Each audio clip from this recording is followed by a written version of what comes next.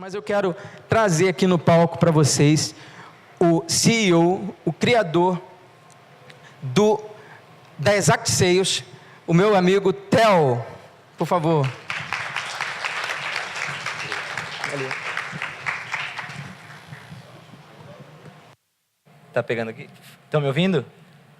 Tudo bom? Como é que estão? Estão gostando do evento? Bacana, bacana. Quem conhecia a Exact aqui já? Legal. Acho que faz mais ou menos uns 2 anos que eu não palestro aqui no Rio, assim, legal estar de volta. Eu gosto muito do Rio porque eu sempre faço uma piadinha no início da palestra, eu falo muito palavrão, né? Então eu faço um palavrão, assim, um pouquinho pior que o do Caio Ribeiro, quem gosta de futebol.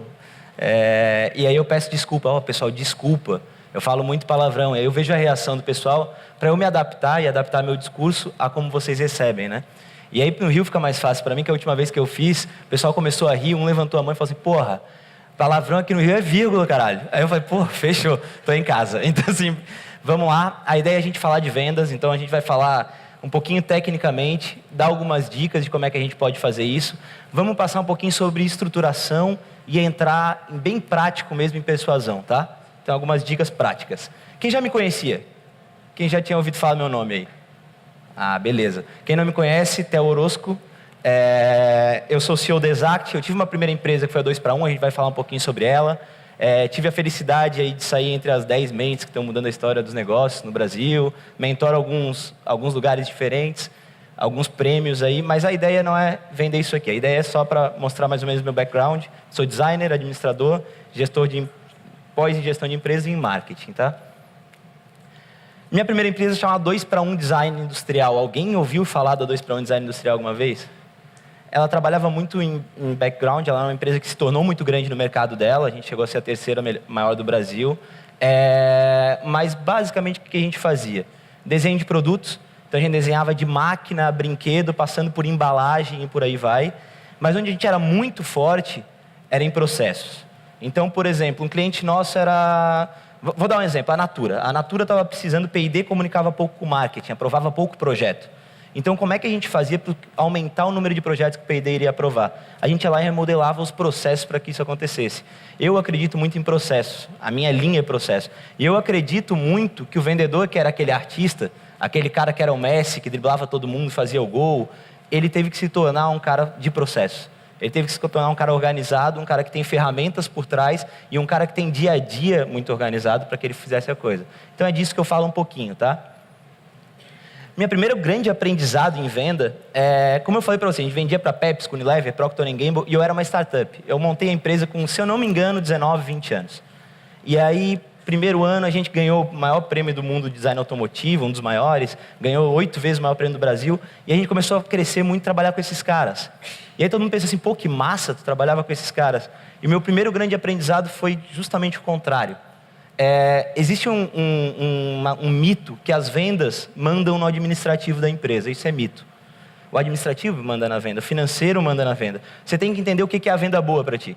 O que é uma venda saudável para a tua empresa? O que eu preciso ter por trás da venda para que a minha empresa se sustente? O palestrante anterior falou aqui agora, eu dou para vocês 1.500 e tenho 1.500 depois. Com certeza ele tem o valor dele lá, ele sabe quantos por cento vão atingir aqueles 1.500, quanto que isso está pensado. Isso não é uma coisa louca que ele chegou e botou para vocês aqui e aquilo vai acontecer. Isso tem um porquê. E aqui eu inverti um pouquinho o porquê. Para trabalhar com eles, eu priorizei a venda em detrimento à gestão financeira. Então, o que eu fazia? Tem uma palavrinha que eu tenho até pavor hoje, ganhei bastante dinheiro por causa dela, mas tenho pavor por causa dessa época. Chama taxa de sucesso. Alguém já trabalhou com taxa de sucesso? Ou seja, ninguém vai te pagar porra nenhuma, se der certo lá na frente, tu vai ganhar.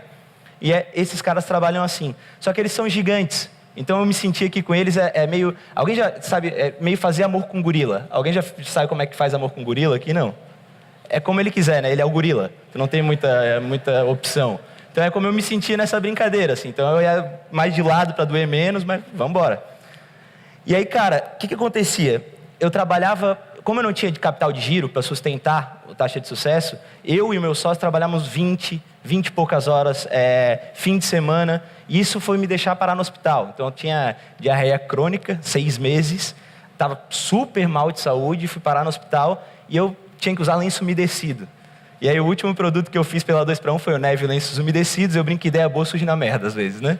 Então assim, E até hoje ganho o royalty dele. Então, assim, a brincadeira é a seguinte, cara. Isso aqui foi só um exemplo, né? É verdade, mas foi um exemplo. Mas o meu grande aprendizado entende o teu lado financeiro para entender o que tu vai ter. Entende as tuas restrições para entender que estratégia que tu vai adotar na tua venda. Não sai adotando qualquer coisa. Não existe uma estratégia mágica que faz sentido.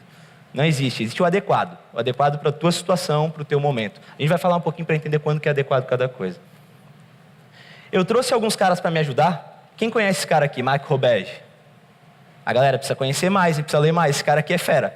Esse cara aqui é um dos fundadores do HubSpot. Esse livro é uma base de vendas super bacana, principalmente porque trabalha com inbound. E eu queria pegar um pouquinho da fala dele para falar o porquê que eu saí da 2 para 1 e fui aprender venda. Olha só. I had the naive impression going into the entrepreneur ecosystem in my early 20s that the best product will always win. And as I ventured through my entrepreneur career, that didn't really prove out. And I think you've heard a lot of even product-oriented people admit that sometimes an exceptional go-to-market strategy and sales strategy can actually be more valuable than having the best product. And a lot of times you'll see someone with the best product not always have success. Eu concordo plenamente com ele. Às vezes você tem um produto fantástico, eu mentoro muita empresa. Quem conhece um pouquinho do mercado, eu mentoro Ace, eu mentoro Inovativa, eu mentoro Endeavor, eu mentoro... E o que eu mais vejo é a empresa que acha que o seu produto, por ser muito bom, ele vai se vender sozinho, ou ele vai ser muito mais fácil.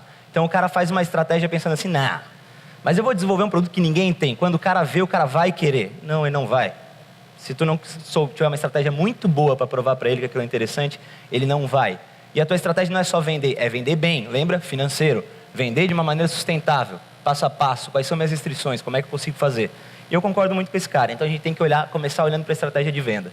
E eu fui estudar. Então assim, basicamente vendia 2 para 1, falei, cara, vou estudar, estava para assumir uma posição no Beto Carreiro, alguém conhece Beto Carreiro? E aí veio um ex-cliente meu chamado Veli Laser, ele falou, cara, meu comercial está com problema, você faz um remodelamento, ele vê como é que tu consegue solucionar isso para mim? Eu falei, beleza, taxa de sucesso, que eu odiava antes, agora eu gosto, né? Nessa vez eu falei para ele, tu tem quanto para me pagar? Ele falou, X. Eu falei, então X mais taxa de sucesso. Aí deu bom, a gente saiu de 1,3 naquele ano para 10,6 milhões de faturamento, foi o maior crescimento no Brasil. Deu bom a taxa de sucesso para mim. Então assim, a primeira coisa que eu pensei, cara, tu estuda e tu vê assim, na humanidade, o problema da humanidade são as pessoas, né? O problema do Brasil, o brasileiro da humanidade são as pessoas e da venda são os vendedores. É a primeira coisa que tu pensa. Então assim, o que eu pensei? Cara, vamos eliminar vendedor. Eu não quero mais ter vendedor. Pessoas, eu não quero lidar com pessoas. Genial, né? Sim. Só que isso é uma grande mentira. Em vendas, é muito difícil você não lidar com pessoas. Por duas coisinhas básicas. Empatia, muito difícil você conseguir fazer isso. E a segunda palavrinha básica, criatividade. Persuasão, criatividade, se adequar, conseguir sair de uma situação.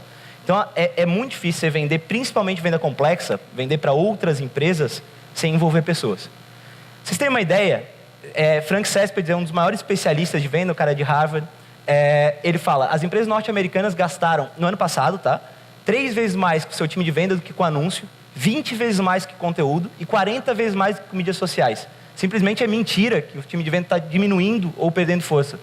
É mentira, ele está aumentando nos Estados Unidos. Vocês terem uma ideia, eu falei com uma pessoa da Winning by Design, um dos maiores caras de consultoria, a gente tem proximidade, eu estava falando, e ela estava dizendo, cara, os Estados Unidos ele foi por uma época para prospecção, começar a fazer um pouco mais automatização, está voltando um pouquinho atrás que se tornou o caos. Ninguém mais abre muito e-mail, ninguém mais... Então assim, eles estão começando a ajustar de novo. Então se a gente for olhar o que os americanos estão fazendo, não é isso que estão fazendo, eliminando o vendedor. Eu falei, opa, então eu estou lendo alguma coisa errada. Esse cara, eu falei da Winning by Design, eu trouxe mais um cara para ajudar. Quem não leu, Blueprints, baita livro também. Essa Winning by Design é uma empresa super legal, eu sou designer, é a mesma coisa, o pensamento é muito parecido. Vem daquela ideia de um método, né? de um passo a passo. E olha só o que ele fala. Para mim, e aí eu comecei a entender assim, eliminar vendedor é bom para quem? Vocês sabem para quem que é bom eliminar vendedor? Para mim que estou vendendo. Porque eu reduzo o custo, mas é bom para o meu cliente? Meu cliente vai ter todas as dúvidas sanadas de uma maneira super educada, ele vai ser ouvido, vai ser adaptado o discurso, alguma coisa? Não vai. Então assim, Customer-centric selling, para mim, cliente no centro da brincadeira. Você tem que ouvir o cliente, você tem que entender teu cliente para vender alguma coisa. Vamos ver o que ele fala. The main problem with this approach is that they are based on the concept that I'm going to prescribe to you no matter what. And prescribe is a solution to you, right? And in most other trades that we see in the world, that is illegal. If I give you legal advice without knowing your situation, I will be disbarred. If I will be, a doctor and I'm prescribing some medicine to you without listening to you, I would be sued. Bad things happen when you start to prescribe a customer solution before you actually have listened to them and diagnosed the situation. That is what we got to stop doing. I don't mind as much in the sales stages, having a sales stage approach. I think that, these things need to transition, over time. What I do mind is that we mix two of them up. You cannot sell before you have learned from your customer what their problem is. And so if you flip those two, and then if I need to know your problem, how am I going to find out what your problem is? What do I have to do? If I want to know your problem, what do I have to do? Ask me questions. Ask you questions, right? And so, and that is one of the basic skills that learn how to ask questions of people, listen to their answer, have a conversation more so than start pitching and so on. Então, um dos maiores consultores do mundo, se não o maior, estava falando, e isso não é de hoje, que o skill principal é saber fazer as perguntas certas. Ouvir o cliente. Ouvir mais. Por que é tão chato ser atendido por um vendedor? Porque ele não te ouve.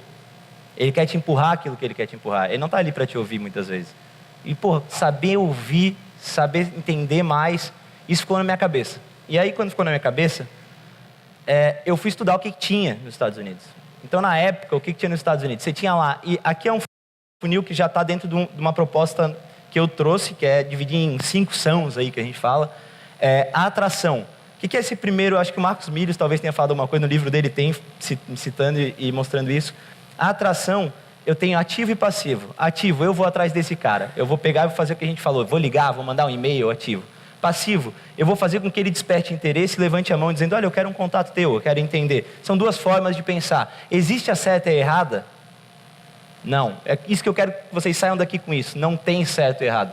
Tem a adequada. Qual é a diferença de uma para outra? Passivo, eu sou menos invasivo, eu consigo resultados um pouco mais fáceis de escalar, mas eu demoro muito mais. Eu demoro no mínimo 8 meses para começar a ver a cor do meu dinheiro. O ROI, né? Ativo, eu vou ser um pouco mais invasivo. Para escalar é um pouco mais difícil. Eu preciso, às vezes, para fazer duas vezes mais venda, investir um pouco mais de 2 vezes. Mas é muito mais rápido. Eu consigo, em um primeiro mês, segundo mês, já está tendo retorno sobre o investimento. Eu brinco quando eu faço a venda da Exact, no final, eu falo pro cara, olha só, se eu fizer X vendas para ti, tu já me pagou e está sobrando dinheiro e agora começa a investir em outras coisas, certo? Certo. Tu acha que eu não vou fazer? Então eu brinco porque o ROI é veloz, eu consigo fazer isso de maneira muito rápida com ele. Quando a gente vai para segmentação, eu trabalho com os dois, tá? Passivo e ativo eu conecto e meu software não é de nenhum dos dois. Meu software é segmentação. Quando eu fui para segmentação, eu comecei a ver um universo onde tinha inside sales, onde tinha close I/O, que eram caras que queriam ouvir o cliente. Eles queriam fazer aquilo ali que eu tinha mostrado. E entender quem que era bom para vender e quem que não era. Quem é o cara bom para eu vender? Qual é a característica que ele tem? Então eu vou ouvir um pouquinho mais e até adaptar um pouco o meu produto para vender para esse cara, ou o meu discurso, meu pitch de vendas para vender para esse cara. Você tinha lá a atração, que é o cara que vai levar até o fechamento, Pipedrive, Salesforce, são os maiores do mercado internacional, e um pouco de retenção para fazer esse cara continuar comprando. Acho que palestrante, sem ser esse o anterior, falou um pouco disso. Ou foi o último. Que às vezes é mais caro eu trazer um cara novo do que eu manter o cara que eu tô. Às vezes não, sempre é mais caro. Então, assim, principalmente SaaS, quem tem recorrência, isso é uma verdade absoluta. E o último são ali é nutrição, que é quando esse cara não está pronto, eu educar ele para ele estar pronto. Então, assim, basicamente eu vi esse cenário nos Estados Unidos, e quando eu vim para o Brasil, esse cenário estava um pouco mais inicial, né? Então você tinha a RD começando muito bem e capitaneando o inbound marketing no Brasil. Você tinha Neo e EBGE. Cara, EBGE é um CDzinho que tem as empresas lá dentro que o pessoal está cadastrado, o pessoal usa para pegar banco de empresa para ligar. E a Neo começando uma coisa um pouquinho mais profunda, de entender mais através de crawlers, robozinhos, para buscar as informações na internet e trazê-las prontas. Aí você não tinha ninguém em segmentação, Você tinha Intração, Pipedrive e Salesforce. Porra, tem uma coisa que eu falo que é fundamental em toda empresa: timing. Eu acertei o timing. A minha primeira empresa não tinha ninguém que fazia de ponta a ponta. Ninguém acabava fazendo estratégia e acabava com um produto desenhado. Então, o que eu fiz? Eu fazia de ponta a ponta, eu tinha um bom timing, eu entrei no momento que precisava. Aqui, ninguém estava segmentando. Estava conectando direto lá, o cara que entrava com o vendedor e a taxa de conversão estava ridícula. O vendedor ligava lá, fazia reunião e convertia 2%, 3%, no melhor das hipóteses 8%. Que é a nossa média, no Brasil ainda é 6%, na verdade, na melhor hipótese 8%. E aí, o que eu comecei a ver? Cara, então é aqui que eu vou posicionar. Aqui eu vou botar a Exact. Só que, na realidade, contando bem a historinha, eu comecei a ver que eu precisava fazer alguma coisa ali. Aí eu fiz tudo em planilha para a Veli. Funcionou muito bem. Aí eu fiz tudo em planilha de novo para a Nanovetores. Funcionou muito bem. Aí eu falei, cara, vou vender planilha. Aí saí vendendo planilha, só que planilha travava tudo, não dava nada certo, começou a dar um inferno nas planilhas. E eu tinha muita coisa que eu precisava fazer, que eu via acontecendo lá fora. Eu falei, pô, vou chamar o cara do Pipedrive para conversar. Chamei ele para conversar, falei, cara, tu consegue fazer isso aqui no Pipedrive? Ele falou, não, isso aqui é outro negócio, você tem que ver essas empresas. Aí quando eu vi tudo caro pra cacete, as empresas, eu falei, cara, eu vou chamar um sócio que sabe desenvolver, que eu não entendo nada de desenvolvimento, e a gente vai começar uma empresa. E aí a gente se posicionou aqui. Só que SDR era meio queimado no Brasil, esse termo. Era tipo agendador, aquele cara que liga e agenda pro vendedor sem entender nada. Ele só era aquele cara chato, só para ser o cara chato de ficar ligando. E eu queria trazer, então, dentro da Veli já existia uma área que era pré-vendas, que era o apoio técnico de venda. E aí eu disse, cara, eu preciso dar valor pro SDR. Então eu vou chamar SDR de pré-venda. E hoje é legal porque todo mundo chama SDR de pré-venda no Brasil, né? Então se vocês vão nos eventos, é pré-venda, não é SDR. E a gente capitaneou. Então isso é muito legal, porque a gente foi o cara que trouxe esse conceito. Então a gente hoje, pré-venda pra gente, essa coisa não é simplesmente fazer um primeiro contato. Pré-venda pra gente é fazer um primeiro contato de alto valor agregado e ouvir o cliente com boas informações, boas trocas de ideia. Então a gente fundou a Exact. A Exact trabalha com vendas complexas. Eu não vou apresentar a Exact muito rapidamente. Vou entrar agora no que, de novo, já vou sair dessa venda. Não é o que eu quero fazer com vocês. 3 anos e 3 meses depois, a gente começou a Exact. Hoje são mais de 1.000 clientes e aprendizado com esses 1.000 clientes. A Exact já faturou no amontado mais de 15 milhões de reais nesses 3 anos e vem crescendo, uma das empresas que mais crescem no Brasil. Basicamente, porque a gente pensou muito na estratégia de venda. Lembra? Eu comecei vendendo planilha, eu não liguei para o meu produto. Eu liguei primeiro, o que eu tinha que ligar para o meu produto? Meu produto atende uma dor? Atende. Ele consegue solucionar aquela dor? Consegue. Tem alguém que faz melhor que eu? A princípio, não. Então, cara, eu vou vender isso aqui. Eu vou montar uma boa estratégia de vendas para fazer isso aqui. Com esse dinheiro, com a gasolina que está entrando, aí eu invisto em produto. Então, basicamente, foi essa decisão. E o que a gente começou a ver? Assim, por que a gente chegou nesse resultado e por que a gente consegue ajudar muitas empresas? Hoje, a gente tem um grande número de empresas que mais crescem no Brasil. A gente acredita muito em conversa relevante. Conversa relevante, tem gente que faz um roteiro para vendedor. Você vai fazer a pergunta 1, a 2, a 3, a 4, e ele vai fazendo, né? E não quer nem saber. Para a gente, isso não é conversa relevante. Isso, se eu fizer isso, vai acontecer isso aqui. Ó. Tá, Cíntia. Então a gente acabou de se separar mesmo. Ela é ótima, né? Linda. Vocês juntos são ótimos. Sabe que eu pensei nela essa semana? Tô pensando nela todo dia. Eu tô achando você super bem, cara. Tá magro. Tô abatido. Então não interessa o que o cara responder, a pessoa vai fazer a pergunta 2, a 3, a 4.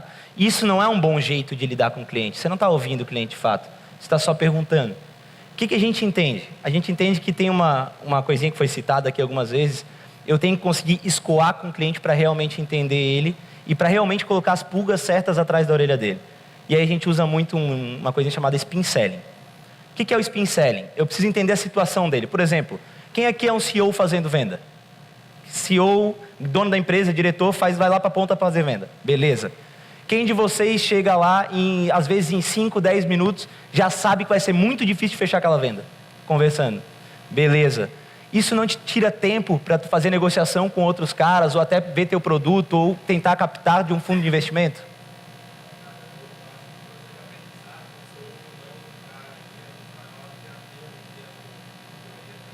Show de bola. O que eu ia entender de ti? Beleza, tu está na situação que eu quero, tu está na problematização que eu quero, só que quando eu impliquei, não é uma dor, de fato. Tu não sente essa dor. Um monte de gente sente. O que eu faço? Quando eu vou por aqui e tu sentir, a resposta tua seria outra, no caso, se tu me desse outra resposta. Não, de fato, eu preciso desse tempo para outras coisas. O que eu ia fazer? Tu é bom para eu te conhecer. E aí eu ia te dar uma solução. E aí eu viro Harry Potter, né? Eu tenho lá uma varinha mágica que parece assim, tu me contou tudo. Tu me falou. Só que tu esquece que tu me falou e quando eu chego dizendo assim, ó, cara, se tu tem tempo de visita improdutiva, a gente vai filtrar para tirar, para tu não ter essa visita improdutiva e tu conseguir avançar nesse sentido. Tu fala, é o que eu estava precisando. Não, tu me contou, eu sei que é o que eu estava precisando. Só que tu não precisa saber disso. Basicamente, o que eu estou fazendo é spin. Eu estou te conduzindo por uma linha onde eu vou conseguir entender o que tu precisa para te dar uma solução. E a gente faz isso sempre, agora voltando até o exemplo, faz sempre na teoria dos 3 olhares. Tu tecnicamente está onde eu preciso, tu é um CEO e faz venda. Tu tem o situacional profundo, aí eu ia ter que entender se, por exemplo, tu tem dinheiro, hoje está numa situação que dá para comprar de mim, se tecnicamente tu tem os CRMs que integram na minha ferramenta, etc. Só que quando eu fosse para a dor, eu vi que não dói tanto em ti isso. Então assim, ou tu vai ter um conjunto de outras características tão forte que a dor eu consigo trabalhar contigo, ou tu não é interessante para eu ir fazer agora, então eu vou tentar te educar, e aí eu volto para um funil de marketing para tentar te educar sem gastar dinheiro, e vou focar no outro cara que está pronto para comprar de mim. Então assim, o Aaron Ross, quem conhece Aaron Ross aqui? Ele tem uma parada legal que ele fala assim, cara, 20% das empresas estão prontas para comprar de ti. O problema é que no Brasil, ou em outros lugares, a gente está mais preocupado em educar os 80 que achar os 20. Então isso é achar os 20, quem são esses caras que estão no ponto para comprar de ti. E aí quando a gente faz isso, a gente acelera muito. Isso vale a pena financeiramente? Porque eu estou falando de especialização, é outra coisa que o Aaron Ross fala muito. Eu estou falando aqui em ter 2 caras ao invés de um vendedor. Em ter um cara para fazer prospecção e filtrar e um outro cara para fazer fechamento. Vale a pena eu ter 2 caras ao invés de eu ter 2 vendedores, como é o tradicional? Vamos pensar junto, tá? Primeiro cenário, eu tenho 2 vendedores. Esses 2 vendedores fazem 60 visitas no mês, tá? Eles fazem 6% de conversão, média do Brasil. Vamos botar aqui. Então eles estão fazendo 4 vendas e o custo de aquisição de cliente deles é sobre 60 reuniões. Se for presencial, são 60 gasolinas, 60... Quer dizer, gasolina está difícil, né? Mas são 60 tempos de 1 hora que ele gastou, são 60... Tu gastou muita coisa ali nesses 60. E se a gente tivesse 2 caras, um ligando e outro fazendo? Ele faz menos reuniões até, 50. Mas a taxa de conversão é 12% ao invés de 6%. No final eu vendo 6 e tenho o CAC sobre 50 reuniões. Isso vale muito a pena. Eu vendi mais gastando menos. Aí tu vai dizer assim, número qualquer coisa aceita, né? Tipo, eu vou imputar número ali. Eu vou mostrar o case nosso. Esses são os nossos números na Exact. Então assim, eu para fazer 62 vendas, eu tive que fazer 200 e alguma coisa que eu não consigo enxergar agora, reuniões. Com 29% de conversão de reunião em venda. Lembra, o mercado é de 6 a 8. Faço 29, por quê?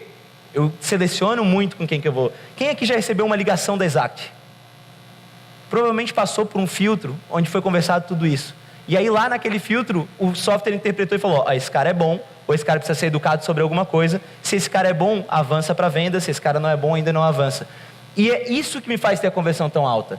Então no final da brincadeira eu gastei muito menos, porque eu fiz isso aqui com 4 vendedores que estavam rampados, um com aviso prévio, que era o último mês dele, e 2 em treinamento, os vendedores. Então tinha 6 vendedores para fazer 62 vendas.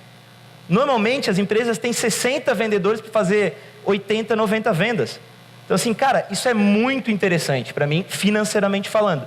O outro gráfico ali é assim, das visitas que eu mandei para o vendedor, quantos % ele acha que tem negócio ainda, porque é uma coisa que ele já fechou. É uma coisa que ele ainda vai fechar. E eu tenho uma porcentagem ali de 70 e poucos % que ele falou que tem negócio ainda. E aí eu começo o meu vendedor, hoje quem mais me vende dentro das empresas é o vendedor. É o vendedor que diz assim, porra, isso aqui é muito bom, traz isso aqui para mim. Por quê? Porque é óbvio, é bom para ele. Segmentei. Beleza, entendi, esse cara está pronto para comprar de mim. O que eu faço? E aí, como é que eu vendo? Então vamos falar um pouquinho de venda, tá bom? Vamos falar um pouquinho de venda e para mim venda, muita gente já falou, para mim venda tem muito a ver com persuasão. E é interessante também. Eu fiz até um levantamento, quando eu lancei o primeiro post sobre persuasão, quantos % das pessoas que eram os grandes lançadores de conteúdo sobre B2B falavam de persuasão e hoje quantos % falam? E era muito baixo, não se falava muito em B2B sobre persuasão. Ela era muito usada por alguns caras até que foram citados, Érico Rocha, alguns caras assim, e eu falei, cara, eu vou num evento desses caras para entender. Coincidentemente, no evento que eu fui, era Ebulição o nome, se não me engano, tava o Cialdini, que é esse cara da esquerda lá. Da minha esquerda, no caso, né? Então, assim, tava o Cialdini, e aí ele falou, e eu falei, cara, eu já li esse cara, ok, mas eu comecei a dar mais atenção para ele. E comecei a estudar e virei meio que fanático por estudar comportamento humano. Porque eu acho que quando a gente consegue entender o comportamento, fica muito mais fácil de persuadir. E quando eu, ainda mais se eu souber algo sobre ele e já tiver introduzido o assunto sobre ele, que é com a pré-venda. Então, assim, depois do Cialdini, eu cheguei até Daniel Kahneman, que eu acho que é mais aprofundado. E aí esse cara, pra vocês terem uma ideia, é Nobel de Economia, tá? E aí o que ele fala, basicamente, assim? Ele divide, bem básico, tá? Entre cérebro devagar, é aquele cérebro que toma uma decisão da raiz quadrada, sabe? Aquele que a gente para pensar naquilo que a gente está decidindo. E o cérebro rápido, que é aquele cérebro que a gente decide muito rápido. É aquele cérebro que ele é responsável por 90 e poucos % das nossas decisões do dia a dia. Vou dar um exemplo. Estava no Rio, no centro do Rio, estava andando e alguém de capuz veio na minha direção e me assaltou. Próxima vez que eu estou no centro do Rio andando e vem alguém de capuz na minha direção, não interessa quem é a pessoa, eu vou entrar numa loja que é uma decisão automática para me safar daquela situação que eu já passei. Isso vem do nosso instinto, meu instinto de segurança, de sobrevivência. Então, é um caminhozinho. Eu não vou aprofundar tanto, mas é um caminhozinho. A gente cria lógicas, tá? Então, quando é que a gente usa cada tipo de cérebro? Vamos começar pelo cérebro rápido, para a gente entender uma situação de cérebro rápido. Vamos lá. Um pão e uma água custam R$ 2,50 os dois juntos. O pão custa R$2 a mais que a água. Quanto é que custa a água? Não custa 50. Eu induzi vocês. Eu posso induzir vocês a usar o cérebro que eu quero. Custa 25, gente. O pão custa 25, a água custa 2,25, diferença de R$2, ao contrário. Então, assim, qual é a brincadeira? Eu falei num ritmo muito rápido, eu aumentei meu tom de voz e eu falei para vocês que era uma coisa fácil, que era por ali que eu ia caminhar. E vocês vieram comigo. E eu posso fazer isso em várias situações com vocês. Se eu souber usar, eu posso fazer isso enquanto eu estou vendendo. Vou mostrar para vocês alguns exemplos práticos, tá? Vamos lá, disponibilidade. Em 0,0001% dos voos do mundo acontece algum problema aéreo. Falar de problema aéreo aqui, com um aeroporto aqui do lado, dá até medo, né? Porque o avião ele vem bem reto na gente, assim. Mas beleza, estou saindo de casa, olhei na TV, acidente aéreo da Chapecoense, por exemplo. Porra, aconteceu um acidente. Na minha cabeça, eu sei que é só em 0,0001% dos voos que dá merda. Mas isso aí, quando eu entro no avião, que eu vi o acidente, virou 20%. Aquele cinto que eu nunca prestei atenção nele, é a primeira coisa que eu faço. Já boto, eu faço aqui, não vai me salvar de porra nenhuma, mas já puxo para ver se tá bom. Aí eu olho, a aeromoça já botou 3 cintos, eu já falo, porra, por que o dela é melhor que o meu? Né? É uma situação que começa a me preocupar, coisa que eu não me preocuparia antes. Porra, o Facebook está respondendo agora, porque o Trump fez exatamente isso, cara, na eleição. Ele conseguiu poluir com informações, com disponibilidade de informação para mudar o tipo de pensamento das pessoas, para elas terem medo de algumas coisas que elas não tinham. Então, assim, vou dar um exemplo como é que eu faço lá na Exact. Então, eu vou ter minha pré-venda descobriu que tu é uma startup e que tu tem um problema que tu está meio inseguro. Eu vou ter uma reunião contigo. O que eu faço? Eu mando um artigo da Endeavor dizendo, olha, tantos % das startups quebram no Brasil e desses tantos % quebram porque não tem modelo comercial. E quando eu fizer a venda contigo, eu tenho mais ou menos chance de fechar contigo. Eu tenho mais, né?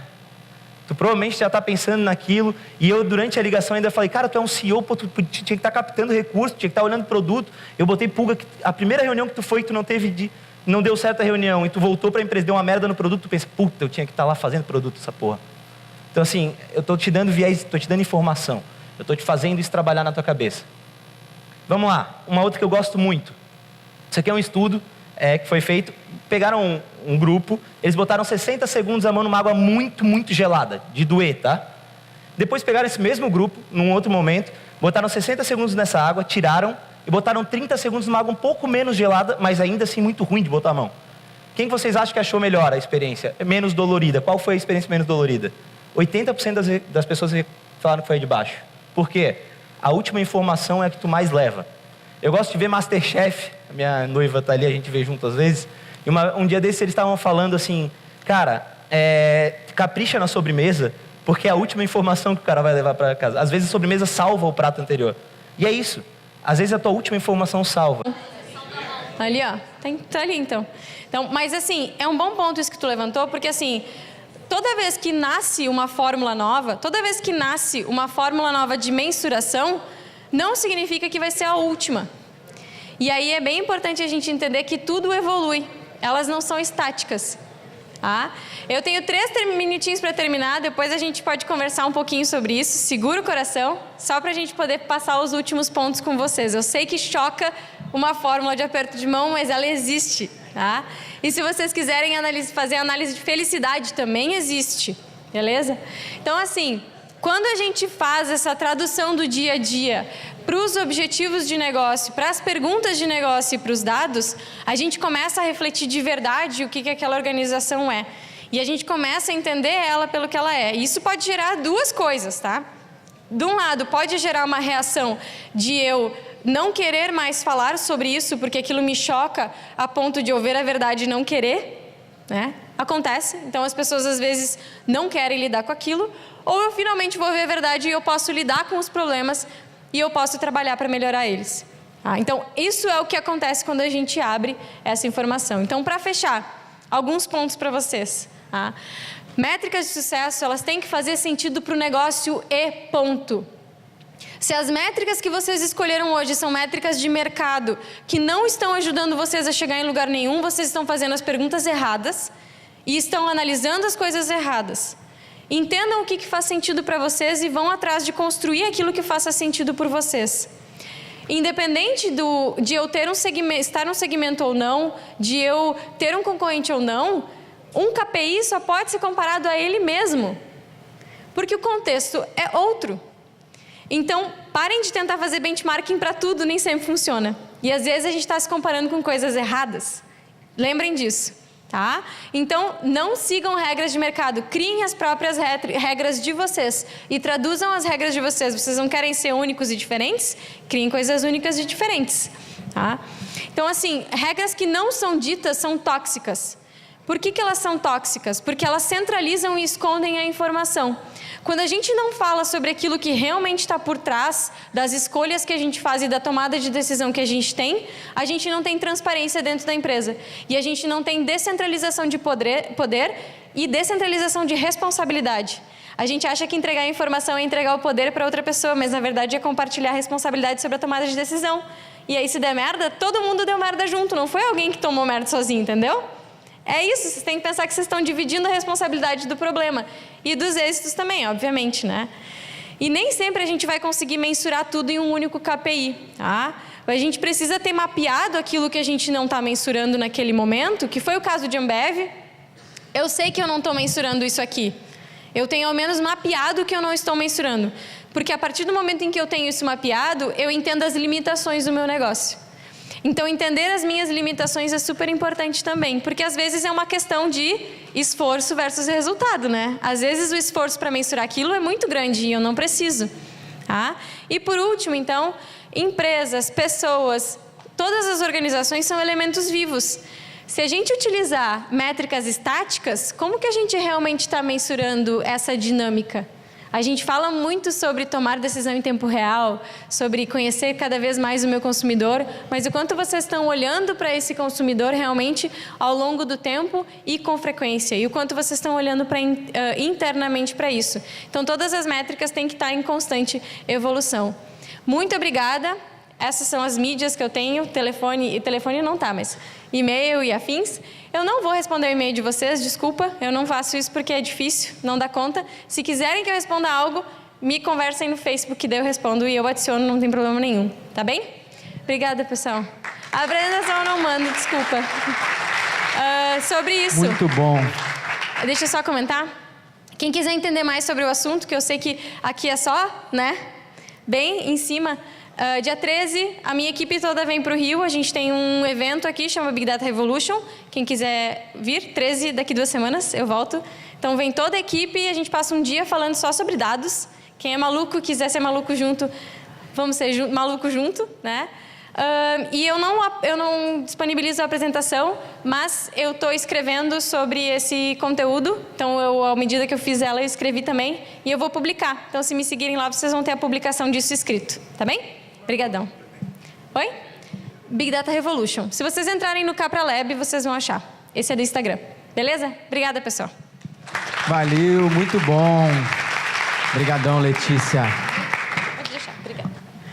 Caramba, a cabeça tá como? Obrigado. Pessoal, queria pedir para minha equipe acender. Nada. Eu estou perdendo tempo. Então avalia a tua possibilidade.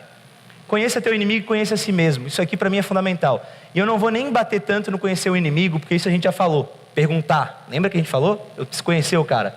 Agora, conhecer a si mesmo, pouca gente conhece. Pouca gente conhece de fato a si mesmo. Eu vou explicar. Pouca gente, quantos vendedores usam rapport a partir da sua experiência de vida? Eu sempre falo isso. Pouquíssimo. Por quê? Porque não usa. Quantos vendedores usam a estrutura da empresa para defender o produto? Pouquíssimo. Por quê? Porque eles não conhecem a estrutura da empresa. Eles não conhecem como é que é feito o desenvolvimento, eles não conhecem como é que é atendimento lá na ponta depois, eles não conhecem. Ele não sabe, ele sabe só sobre o produto. Isso não é conhecer a si mesmo. Conhecer a si mesmo é conhecer tudo que tu está imerso. Tu não está vendendo só um produto. Tu está vendendo um serviço, tu está vendendo um atendimento, tu está vendendo... E tu tem que saber de tudo isso para trazer a melhor experiência para o cara naquela hora. Evite os pontos fortes e ataque os pontos fracos. Esse aqui é campeão. Alguém aqui é de ERP? Vende ERP, não? Legal. Esse aqui é campeão quem vende ERP de errar. Normalmente o que o cara faz? Eu entendo muito do módulo financeiro, então eu entendo pra caramba do módulo financeiro. Aí quando eu vou vender pro cara, eu apresento maravilhosamente bem um módulo financeiro. Só que o cara, o problema dele estava no módulo de produção e não no financeiro. E eu fui na minha segurança, no que é aquilo que eu sabia, e ataquei o ponto forte dele, porque ele é muito bom no financeiro. E o meu RP era melhor que o do cara, mas eu não consegui vender, e o meu concorrente vendeu porque ele atacou o módulo de produção na sorte. Não foi nem porque ele... Agora não, porque boa parte do mercado de RP é nosso cliente, então eles sabem. Mas assim, o que acontecia era isso. Eu tenho que conhecer a fraqueza dele, atacar a fraqueza.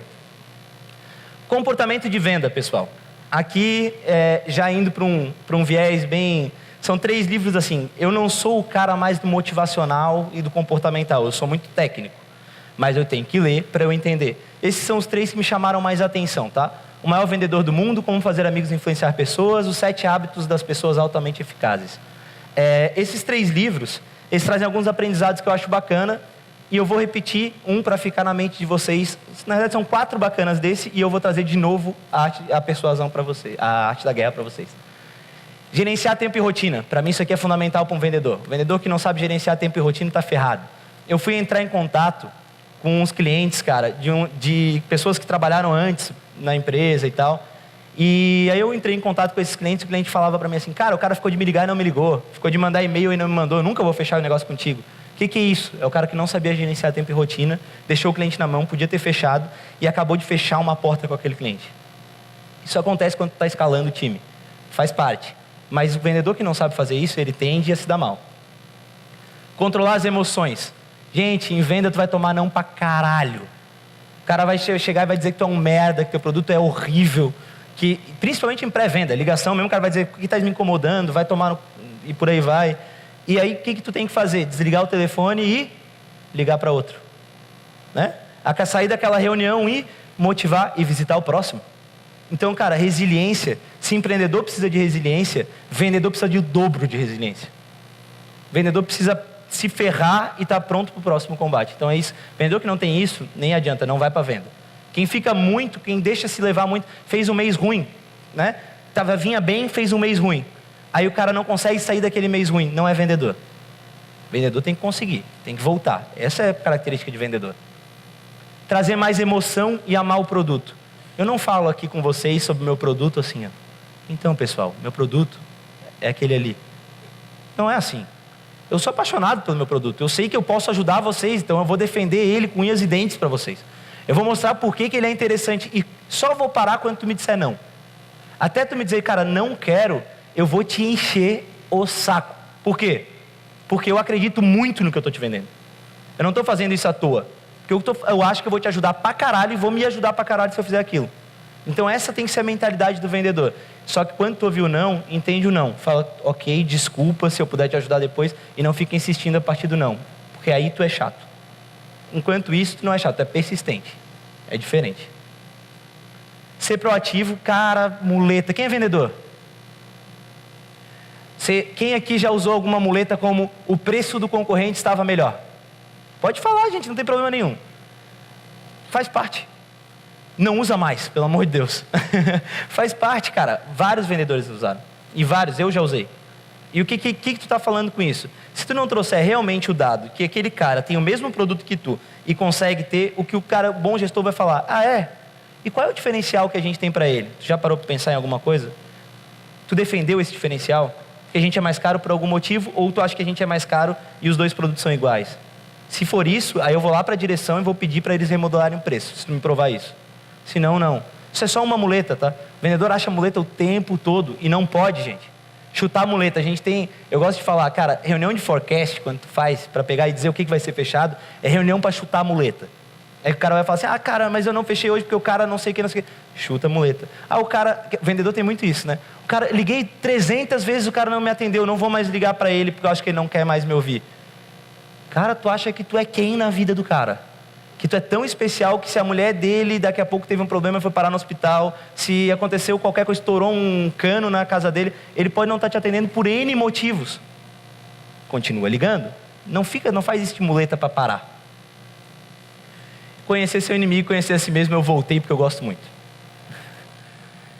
Dicas finais, pilota o avião, gente. Então assim, cara, uma vez eu lembro bem que eu fui numa reunião com um grande empresário, assim, uma empresa muito legal. E a gente teve a reunião e acabou a reunião, e ele que fazia a venda na época. Hoje a empresa está bem maior. Ele que fazia a venda na época, ele falou assim, caralho, o que tu achou dessa reunião? Eu falei, uma merda. Aí ele olhou, porra, por quê? O que aconteceu? Eu falei, cara, qual é o próximo passo que tu vai dar com ele? Ele vai me ligar? Eu falei, quem disse que ele vai te ligar? Ele falou pra ti? Não falou. Da onde que tu tirou que ele vai te ligar? Cara, no final da reunião você faz assim, beleza, o que a gente precisa agora para evoluir, para a gente chegar num fechamento? Eu preciso falar com o meu sócio. Legal, quanto tempo tu acha que tu consegue falar com o teu sócio? Cara, vou demorar, sei lá, uma semana. Ótimo, eu vou marcar aqui na minha agenda, dia tal eu vou te ligar e eu vou, entre esses dias, te mandar um material para te ajudar a falar melhor com o teu sócio. Pode ser? Pode. E eu estou pilotando o avião, eu estou mandando na venda. E ainda eu faço mais, tem uma ferramenta que chama Roadmap to Close. O que eu faço? Eu falo para ele assim, beleza, mas se a gente fechar em uma semana, a gente só vai começar a rodar isso em tal data. Então se a gente conseguir evoluir e tu falar em 2 dias, por exemplo, eu consigo ganhar quase uma semana e a gente já está buscando o ROI sobre o que a gente vai fazer. O que tu acha de a gente tentar fazer em 2 dias? Eu te ligo daqui a 2 dias, tu acha que dá? Dá.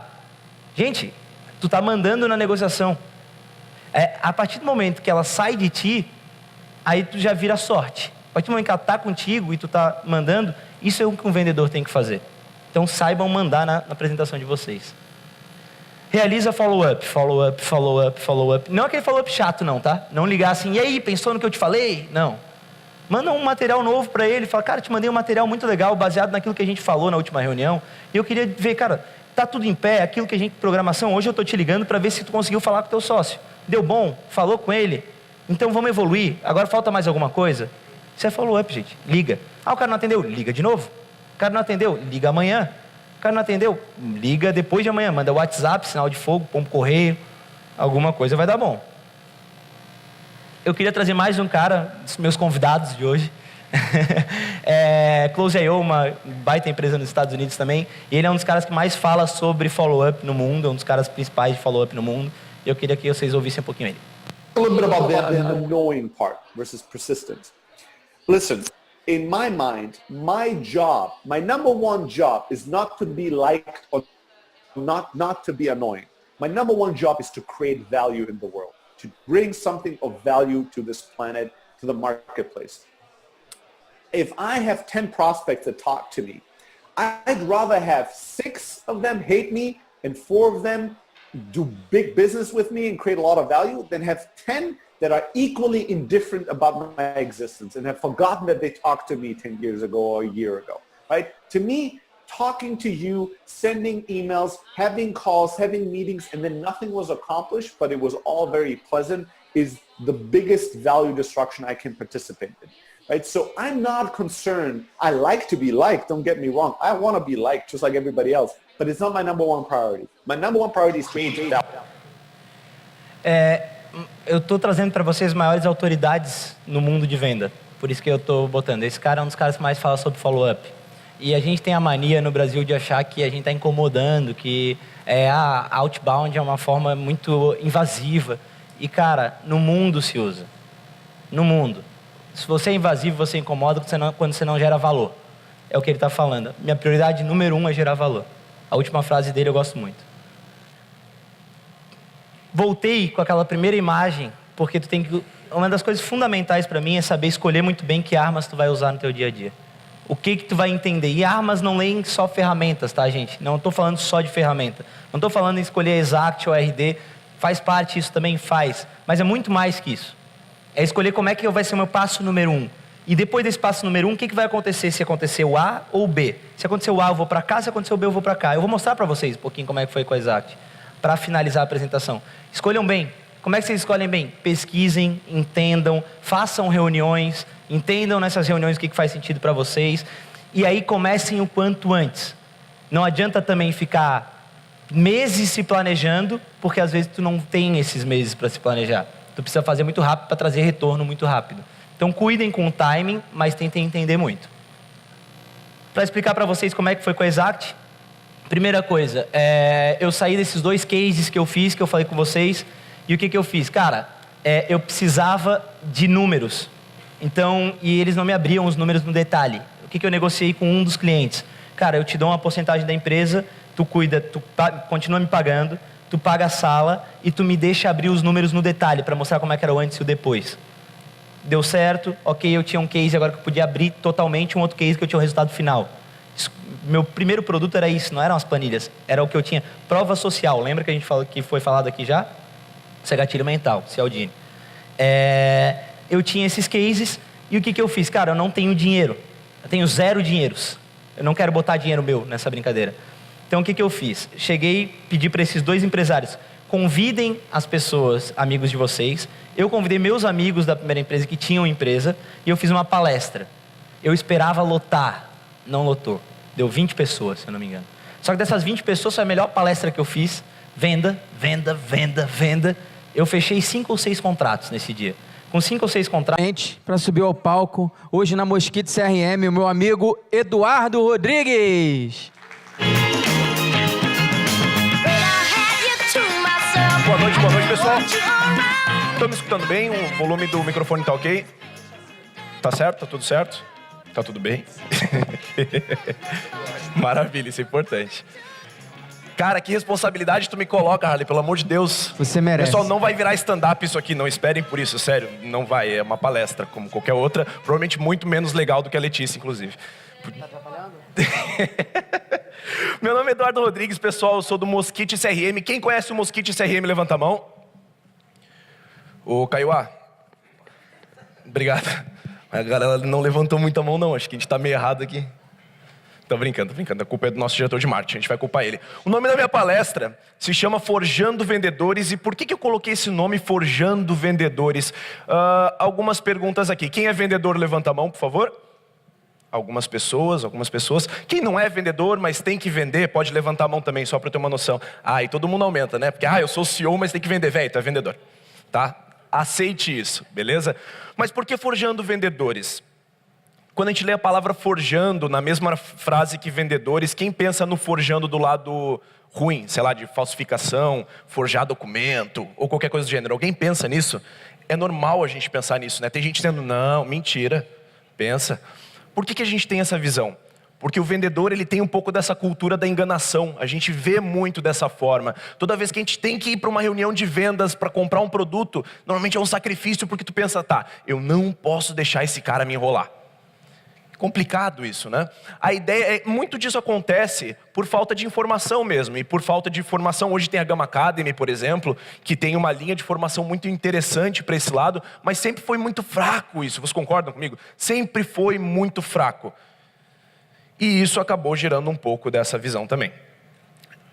Ano passado eu viajei bastante, eu trabalhava na Exact Sales antes de estar no Mosquite agora, e eu acabei viajando bastante para entender uma pergunta que sempre me fizeram, que era, cara, qual que é o background ideal de um vendedor? O que é um vendedor ideal? De onde esse cara surge? Como é que ele vem? O que esse cara faz, pelo amor de Deus? Quem falou que era vendedor antes? Levanta a mão de novo.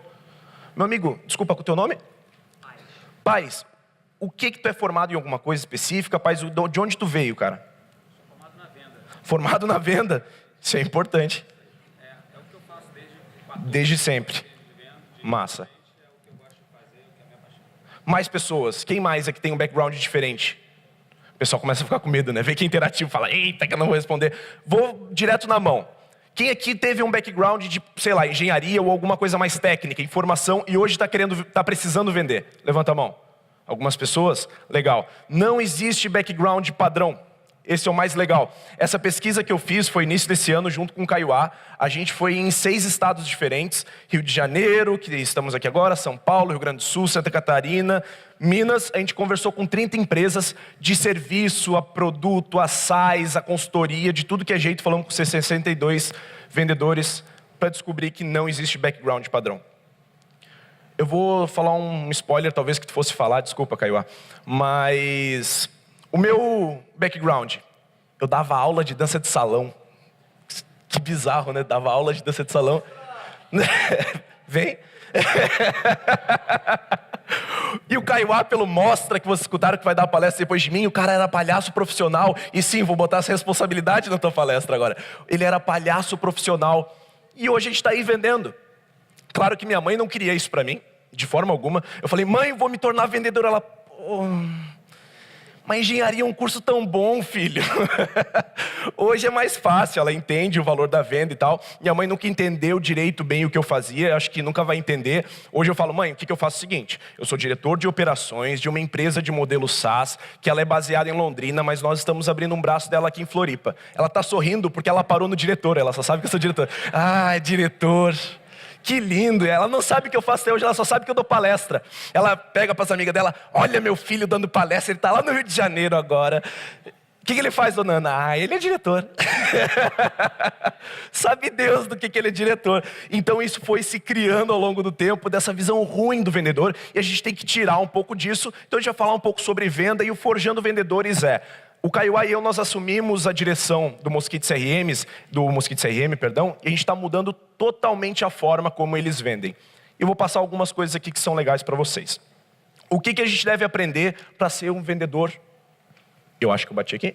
Um vendedor melhor. Estão me escutando bem? Tá de boa? Maravilha. A venda complexa, ela normalmente acontece em 3 momentos, tô certo? Eu preciso apresentar, eu preciso fazer um follow-up, eu preciso fechar esse negócio, certo? Repitam, certo? Eu sei que está de noite, todo mundo cansado. Obrigado, maravilha. Alguém tem uma noção do porquê que os tamanhos ali estão diferentes?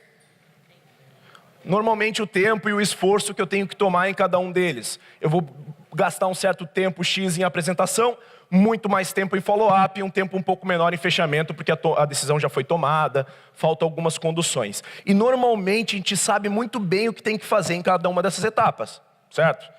Etapa de apresentação, o que eu tenho que fazer? Fazer o lead se ver rodando com a minha solução.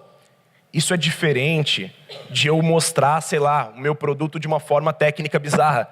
Eu querer mostrar para ele, sei lá, a linguagem que eu utilizei no meu software. Foda-se a linguagem que eu utilizei no meu software. O cara não quer saber disso, gente.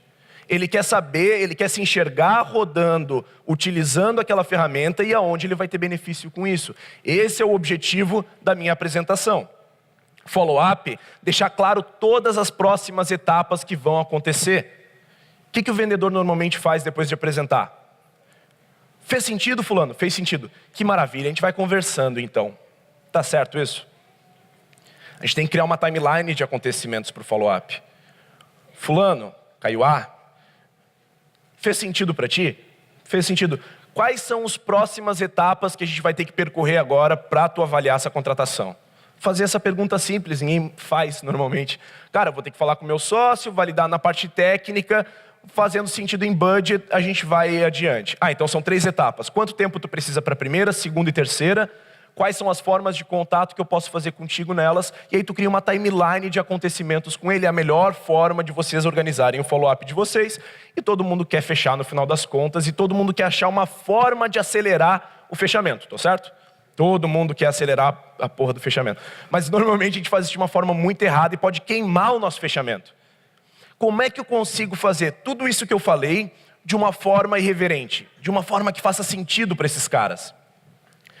A gente vai falar de condução. E sim, está escrito condução porque eu dava aula de dança salão, então na minha cabeça faz sentido. Condução.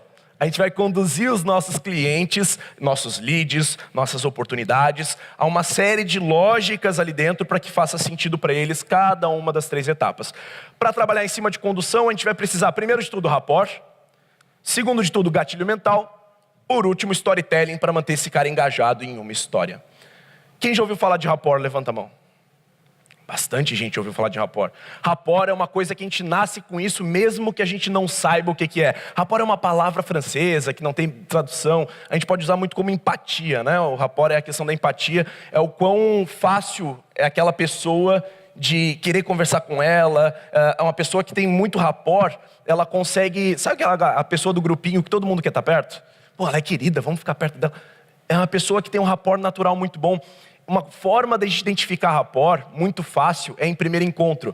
Sabe quando tu tá no restaurante com pessoas que tu conhece, tu olha um casal lá no canto meio estranho, os dois meio que cada um imitando o que o outro faz, eles falam no mesmo tom de voz, eles pedem os pratos semelhantes. Já perceberam isso? Não é fácil de identificar um primeiro encontro de alguém? Tô errado? Por quê? Porque eles estão tentando muito fazer rapport. A imitação de movimento é rapport, o mesmo tom de voz, pedir o mesmo prato ou coisas semelhantes é para que um pareça que a gente pertence ao mesmo grupo social ou formas de pensar, etc. E eu acho que isso é muito importante para toda a lógica. Eu tenho outros problemas quando eu vou fazer meu primeiro encontro, mas eu acho que não seria legal a gente falar sobre isso. Eu só vou dar uma dica, não escolha o mesmo prato da outra pessoa se tem leite. Então, no final das contas, o rapport, ele serve muito para que eu consiga trazer empatia para a conversa e a pessoa lá do outro lado me vê como um ser humano. Ela me vê como um igual e tem algumas dicas que vocês podem utilizar na venda de vocês como rapport. Primeiro, seja engraçado sem machucar ninguém. Eu não feri ninguém aqui dentro para falar de peido, eu acho. Mas eu fiz humor comigo. Eu posso ser o alvo. Eu tô cagando, eu posso ser o alvo, não tem problema. Se isso seguir um objetivo. Então eu fiz humor, eu não utilizei ninguém e trouxe humor para mim. Todo mundo peida, tá? É bom deixar isso claro. Mas o fato de eu ter falado isso e fazer humor comigo, eu não feri ninguém e eu fiquei um pouco mais ser humano aqui na frente. Porque eu peido, tá? Como todos vocês. Principalmente no primeiro encontro que eu sei. É foda. O carisma é mais fácil se você fizer a pessoa do outro lado se sentir bem.